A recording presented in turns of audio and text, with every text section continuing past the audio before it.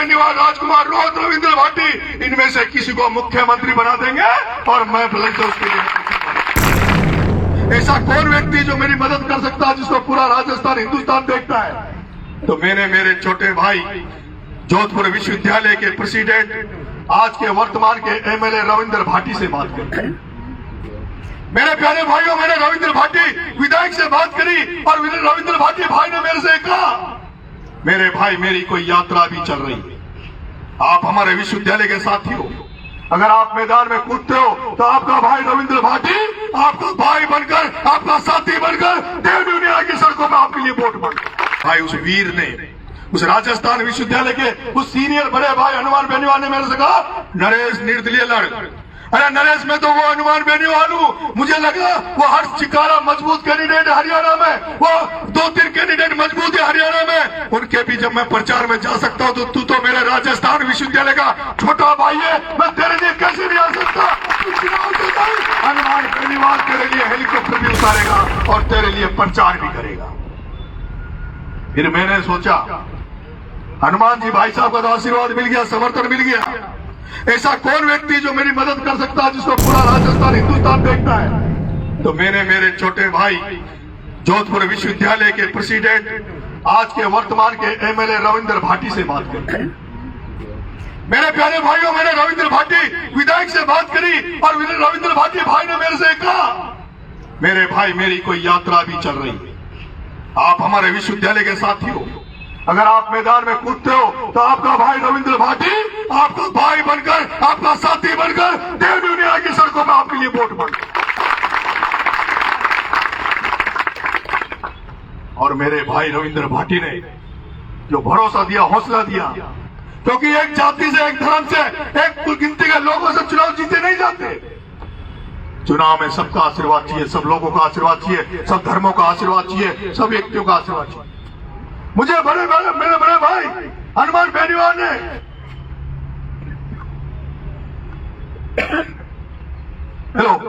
मेरे बड़े भाई हनुमान बेनीवाल ने आशीर्वाद दिया मुझे, मेरे भाई रविंद्र ने मेरी हौसला अफजाई करी। और फिर रात को जब मैं देवली से आ रहा था तो मैंने हनुमान भाई साहब से रात को फोन पर बात की, दूरभाष पे बात करी, तो हनुमान भाई साहब ने कहा, मेरी राजकुमार रोहत से भी बात हो गई है। भाई साहब हनुमान जी ने कहा, मेरी राजकुमार रोहत से भी बात हो गई है, मेरी चंद्रशेखर आजाद से भी बात चल रही है। अरे मेरे प्यारे भाइयों, चुनाव में हारेंगे जीतेंगे पता नहीं, लेकिन अगर नरेश मीणा के साथ अगर हनुमान बेनीवाल दिख गया, रविंद्र भाटी दिख गया, चंद्रशेखर आजाद दिख गया, राजकुमार रोहत दिख गया, तो मैं कहना चाहता हूं 2028 के चुनाव में हम हनुमान बेनीवाल, राजकुमार रोहत, रविंद्र भाटी, इनमें से किसी को मुख्यमंत्री बना देंगे और मैं फिर से उसके लिए यह विधानसभा चुनाव इस राजस्थान की तस्वीर बदल देगा। मेरे प्यारे भाइयों, मेरे में बहुत जोश है, बहुत हौसला है। अरे आपका भाई वो शख्स है जो एनएसए का छात्र नेता रहा, युवा मोर्चा में रहा, लेकिन उसके बावजूद भी प्रभात चौधरी को तीसरा मोर्चा बनाकर राजस्थान विश्वविद्यालय के अध्यक्ष के पद में बिठा दिया, एक जाट बेटी को प्रदेश अध्यक्ष के पद पर बिठा दिया, एक आबा गुजर को निर्दलीय के रूप में 3rd मोर्चा से राजस्थान विश्वविद्यालय के उपाध्यक्ष के पद पर बिठा दिया। ये वो नरेश मीणा है जिसने एक दलित बेटी पूजा वर्मा को विश्वविद्यालय के अध्यक्ष के पद में बिठा दिया। ये वो नरेश मीणा है जिसने विनोद जाकर एक दलित के बेटे को राजस्थान विश्वविद्यालय का अध्यक्ष बना दिया। ये वो नरेश मीणा है जिसने अंकित धाइल को राजस्थान विश्वविद्यालय का अध्यक्ष बना दिया निर्दलीय के रूप में। ये वो नरेश मीणा है जिसने मनीष यादव को 2010 में मदद करके राजस्थान विश्वविद्यालय का अध्यक्ष बना दिया। ये वो नरेश मीणा है जिसने राजेश मीणा को राजस्थान विश्वविद्यालय का अध्यक्ष बना दिया। ये वो नरेश मीणा है जिसने ललित यादव जो सांसद का चुनाव लड़ा, जो आज है मेरे, उसको जनरल सेक्रेटरी राजस्थान विश्वविद्यालय का। बहुत ताकत और विल पावर बहुत मजबूत है, स्ट्रॉन्ग है। अगर आपने साथ दिया तो सब कुछ बदल देंगे। लेकिन मेरी भी अपील है और उन भाइयों से अपील है जो सोशल मीडिया में ज्यादा लिखते हैं, सचिन पायलट, किरोड़ी लाल मीणा, हनुमान बेनीवाल, कहते हैं ना मामा से तो काना मामा ही ठीक है। कहा उधर गांव में ना मामा से तो, ये लोग जन भावनाओं में बसते हैं। किरोड़ीलाल मीणा, हनुमान बेनीवाल, सचिन पायलट, इनको लाखों लोग फॉलो करते हैं, लाखों लोगों के दिलों में धड़कते हैं। अगर कोई भी बात आप इनके खिलाफ बोलते हो तो ये इनके दुखी होने से पता नहीं, लेकिन जो इनको ठोकते हैं, इनको जो मानते हैं, इनको जो पूछते हैं, इनको जो दिल में रखते हैं, उनको ठेस पहुंचती है। इसलिए मैं आपसे अपील करना चाहता हूं, सोशल मीडिया पे कांग्रेस को गाली दो, भारतीय जनता पार्टी को गाली दो, लेकिन इन तीनों नेताओं के बारे में कोई गलत नहीं बोलेगा, कोई गलत नहीं लिखेगा।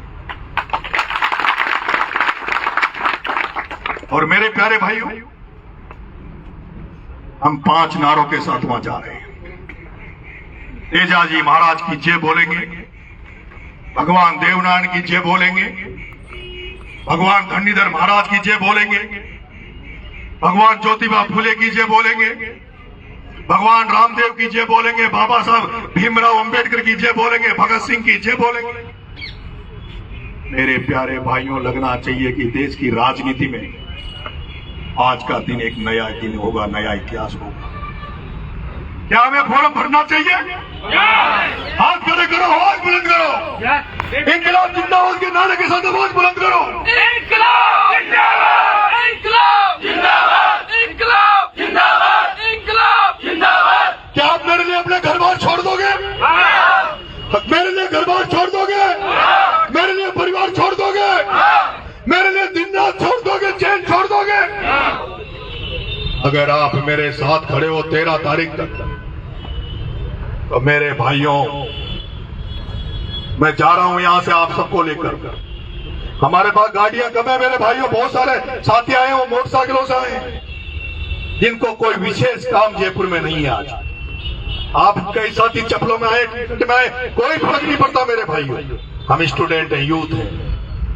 आप लोगों के लिए गाड़ियां जितनी है हमारी, क्योंकि कोई गाड़ियों में शायद खाली आई होगी, कोई भरी आई होगी, हम सबको उसमें घुस जाना है। जिसमें 5 बैठे उसमें 8 बैठ जाओ, और अंदर नहीं भाओ तो छत में बैठ जाओ। ये स्कॉर्पियो फॉर्च्यूनर टूट भी जाएगी तो तुम्हारे भाई के लिए आइए, कोई फर्क नहीं पड़ता। तुम्हारे साथियों की गाड़ी है, कोई फर्क नहीं। यहां से हम रवाना होंगे मेरे भाई, और यहां से सीधा रवाना होकर हम निवाई में सबसे पहले जोधपुरिया धाम पर ठोक लगाएंगे।